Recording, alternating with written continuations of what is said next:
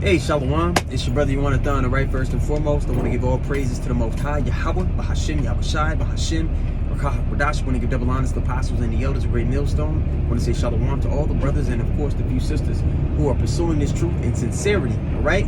May the blessing of election be upon your house. Today, I want to talk about briefly what binds us together. Okay? When you look out into the world, whenever you see a group of men especially that are building towards something, there's a severe lack of people understanding they're part of something bigger than themselves. There's a severe lack of a code. Even if there is one, they don't abide by it the way we're commissioned to within the ministry, within the building towards the kingdom of heaven. All right? What we're fighting for dwarfs anything that can be established in this world, because this one is temporary. All right? Now, within that, with that being said, all the different brothers it's like a crayon box. All these different colors, all used to paint a picture, all used to perform the same thing. But we all come from different walks of life. We have different temperaments, different perspectives that we got from our foundation and how we were raised here.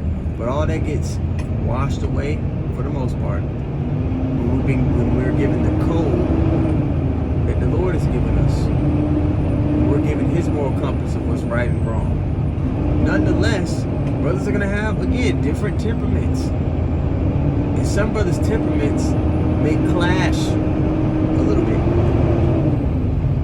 But what allows us all to still be one is that love the Lord commissioned us to walk in. We know that there's a spiritual perspective on how we deal with all matters, so it balances everything out so it can be cohesive.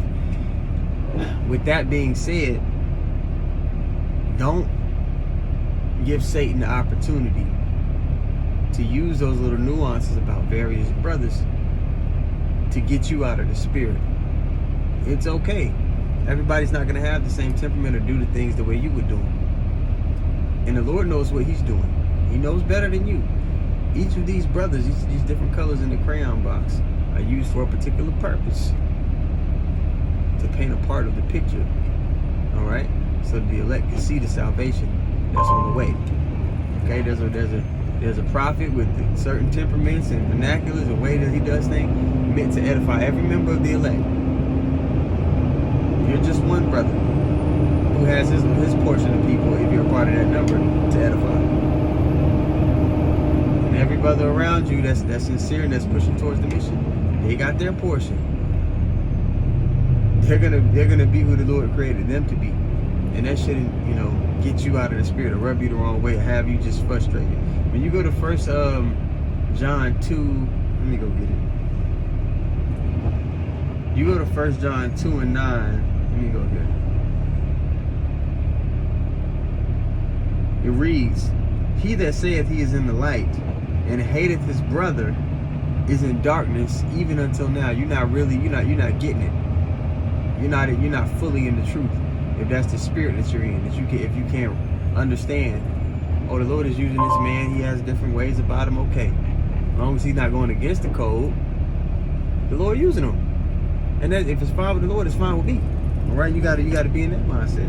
Going on to say, verse 10, "He that loveth his brother abideth in the light, and there is none occasion of stumbling in him." So if you're a person that you holding grudges with brothers that don't like this, if that's the spirit that you in, man, there's gonna be other things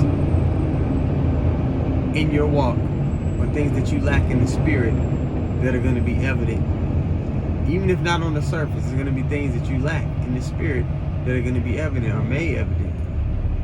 Okay? And if those things are within you, bro, there's people that are gonna be learning from you, coming up behind. All the brothers that's coming in, they're looking at the men that's been in this walk as examples on how to navigate this hellhole in the most spiritual way that they can. We become like children when we come in this walk. We watch our parents, our uncles, and our relatives to see how to navigate this space, because it's so many tricks, there's so many pitfalls to fall into. All right, And we look towards the men, the examples that the Lord has set up, as examples on how do I navigate this situation as a spiritual man? But if you're the kind of brother to, have disdain in your heart for particular brothers, with no real substantial goddamn reason, you're not going to be a good example on how to move for the men coming up behind you. And if you're causing other brothers to stumble, you're in danger of judgment from the Lord, because the Lord ain't with that. All right, let's read this again.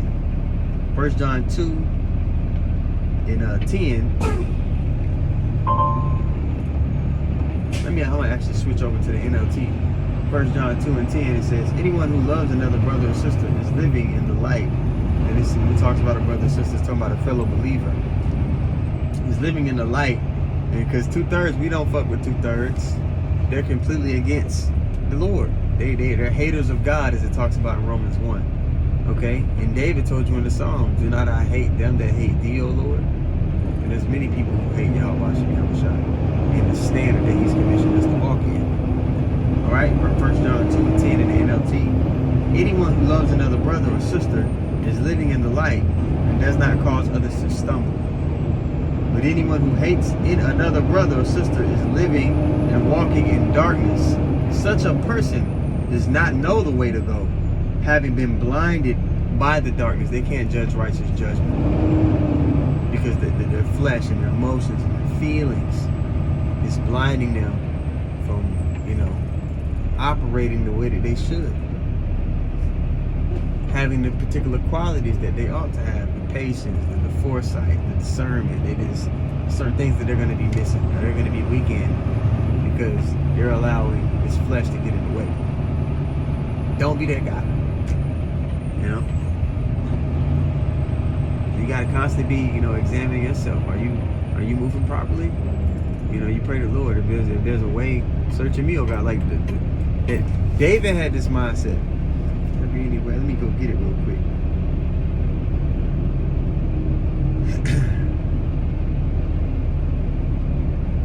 This is in Psalms 139, and I'm gonna start at the bottom here, verse 19. It says, surely thou wouldst slay the wicked, O God.